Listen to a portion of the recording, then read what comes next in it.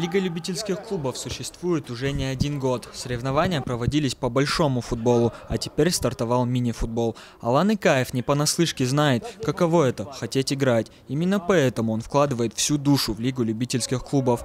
ЛЛК развивается с небывалой скоростью. Заручившись поддержкой Сергея Токоева и спонсоров, она вовлекает в свою деятельность все больше молодых ребят. Вчера в Владикавказе стартовал новый турнир под эгидой ЛЛК. По словам руководителя проекта, это не традиционный мини-футбол, скорее его разновидность. Было желание поиграть в футбол, потом уже в голове шли варианты, шли предложения, что сделать, как поиграть, где поиграть. Сам любил играть в футбол всегда и решили создать лигу. Благодаря Кривенчу Токоеву мы это сделали. Лучшие команды с каждых городов, с каждых регионов будут играть по системе Лиги чемпионов. То есть лучше 2 команды. Всего в первом экспериментальном чемпионате участвуют 18 команд. Им предстоит сыграть 17 туров.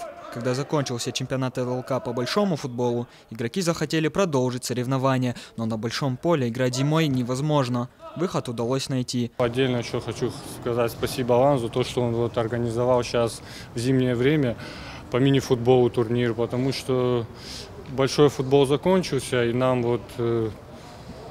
от нечего делать, считаю, что дает шанс заниматься, чем мы любим.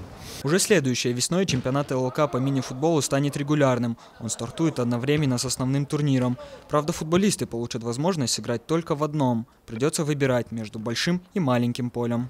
Феликс Макиев, Тимур Мазаев, Алан Гасанов, Осетия ТВ.